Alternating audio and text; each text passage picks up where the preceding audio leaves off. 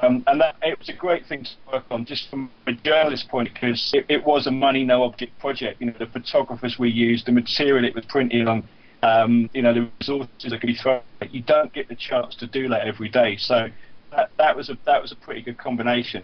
I think the boys from White Hart Lane, and I think Adam should talk about the other two, but the boys from White Hart Lane was a real favourite, because that was the team. It was about the 80s Spurs team, the team led by Steve Perryman, managed by Keith Birkinshaw, Crooks and Archibald up front, Hoddle putting the strings in midfield, Tony Galvin on the wing, Ozzy Abiles, all of those players, Maxi Miller in defence, and we got to meet the players that we'd grown up watching. You know, we were kids on the terraces and we used to idolise them, and they say, never meet your heroes. Well, but we did, and they're great guys. And Steve Perryman in particular, who was the key to doing that book. That team still calls him the skipper. Yep. We got in touch with him. He checked us out to see if we were all right. Apparently we were. So he said, okay, just, you know, if you want to talk to any of the boys, just tell them I'd put you in touch. And they'd say to us, if the skip said you're okay, then we'll sit and talk to you. So we'd sit and we'd spend, you know, I spent 3 hours with the Ideas and Ricky Villa, Ozzy's house in a little house just north of London.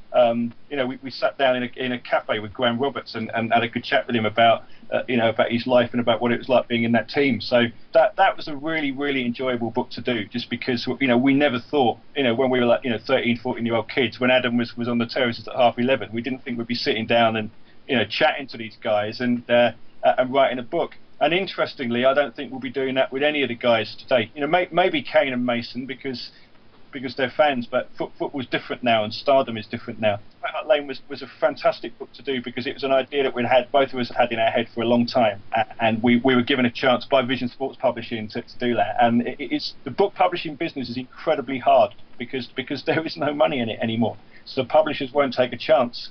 And this stuff is quite niche, you know. It's not 50 Shades of Grey. 50 Shades of Navy Blue. But Ad, I mean, because you did a lot of the interview work on the 61 book and on the Glory Nights, didn't you?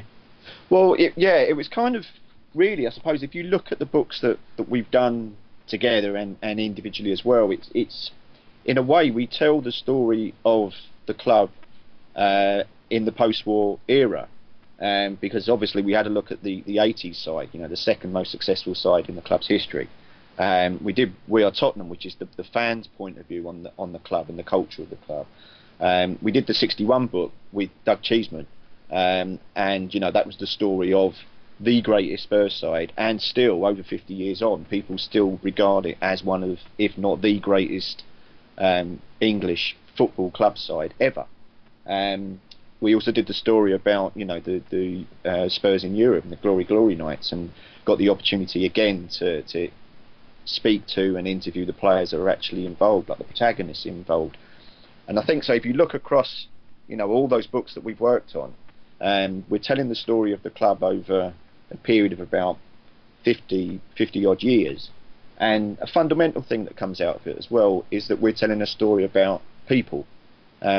It's very easy, like, to think of clubs these days, and we've talked about it ourselves and used the kind of the terminology. We talk about them being brands and businesses and franchises, and, you know, we look at profit and loss and revenues and all the rest of it. Strip all that away. Football clubs are still fundamentally about people. Yeah. And through those books, we've been able to tell the stories about people and convey them to people as well. And I think, you know, in our own small way, reflect that notion and that ideal of what maybe sound very highfalutin now, but maybe, like, you know, what a football club should be about. Because at the end of the day, it's about individuals and it's about people coming together to support and play for a cause. Like Martin said, one of the collaborative efforts that he thought was his favorite was The Boys from White Hart Lane, and as a read, I found it to be exactly that same thing too. We kind of do book reviews on the show, and we did this one last week leading up to this episode. And to just, as from a fan's perspective, to let you guys both know, I found that just so endearing that it was, you know, 10, 11, 12 chapters of all those different perspectives, and each individual chapter was like its own little book in itself. And the Ozzy and Ricky interviews, I don't think I've laughed so hard at some of the little one-liners and interjections and just kind of double meanings of things that you could read. But the individual perspective of each individual player just made that book something just a notch above the average football book. And I wanted to take the time to just let you both know that, just as a supporter 6,000 miles away who's just starting to grow his library, it is one of my favorite books so far that I've had a chance to read. Well, that's very kind of you.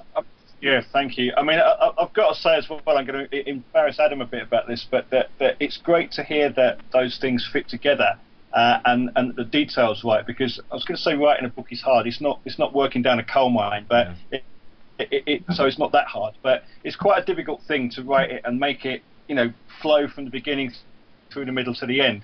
It's quite difficult to do that, and particularly in that book, we were interviewing so many different people, and we were trying to make it fit together.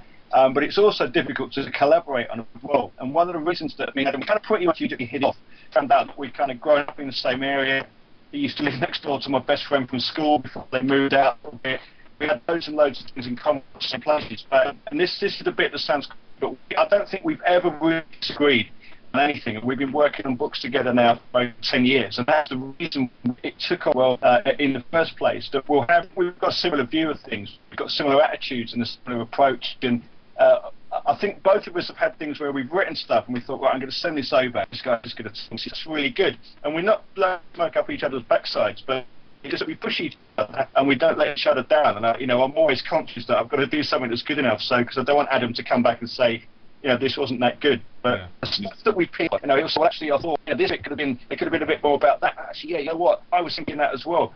And I don't quite understand how we've done it, but we managed to work really well together. So, did this to one a few times and he took me to piss off, but it's been an absolute pleasure doing a lot of him as well as the subject matter. But just I've never worked with somebody that I can work with this easily and successfully. I love you, you're my best. Likewise, yeah. You're breaking up. You're breaking up. He's got so excited his microphone went wacky. Yeah. I mean, one of the things behind it, is that we, because we did come from that perspective where we were friends first of all, and invariably these things were, in a way, talking about the 80s side was the kind of stuff that we'd be talking about over a pint in the pub in any case. Mm-hmm. So getting the opportunity to then actually work on it and to meet these people, and as Martin was saying, be very, very careful about meeting your heroes, but we found them, they were fantastic. Their stories were wonderful. They were great raconteurs. Part of it is because of the kind of people they were in the era where they were. One of the people we interviewed, Peter Shreve, like the assistant manager, who's an amazing character and has got incredible insight into the club and could talk for England and just on and on and on about Spurs and football and etc., and none of it would be uninteresting. All of it would be fascinating. He made the point about the players. They were, they earned a good living at that time in the early 80s. But in his own immortal phrase, he said it wasn't beyond the realm. There wasn't that distance between the players then as there is now. You felt as a fan, especially perhaps after games or something, you could bump into them into the pub and you could have a drink with them, and that is what happened. Yeah.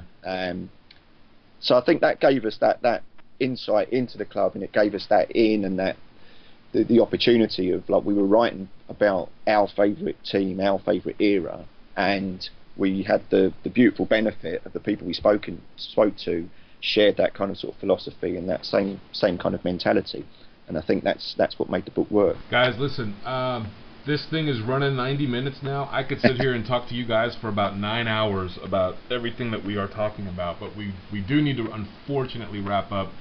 Listen, I'm going to be there in May. In the middle of the month, we'll be there for the Hull City game, unless of course we're in the European semi-final. I think that's when that takes place. Simon knows more about that than I do. I believe Simon and Sam are both coming back with me. Maybe. Yes. No, I'm definitely going to be there. I'm definitely going to be there. So you got cry-cam duty, right? I got cry-cam duty. I have unfinished business with Cloakesy. I have many reasons to go back, but knowing my luck, I'm not going to see a lick of football because. Yeah, we got our 20th pint together. Yeah, I got. Simon redubbed me the Amazing Cider Man over the week, so that's gonna be some extreme fun. We'll figure out some way to do something creative and fun. Maybe we can just record something there, Yeah, absolutely. No, and that's the plan. Cool. We'll have to meet up. Yeah, we'll have to arrange something then so we can meet up. Simon, anything else? No, it's been intriguing, great conversation with you guys. Well respected in the Spurs community, and I'm glad you guys were able to make it on. We appreciate it. Well, thank you very much for having us on. It's been an incredible honor, an incredible honor, and we'll do something to sort of make up, and because there's so much more to talk about. We have lots of unfinished business here. So with that note, I've got to go coach my 11-year-old, who, by the way, his team is the University Park Hotspurs. So I'm going to go coach him now.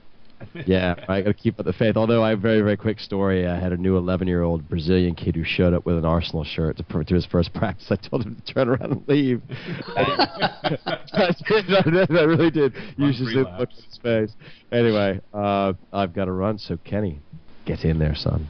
And for the rest of you lot, be kind to one another, unless the other guy's wearing red. Wankers.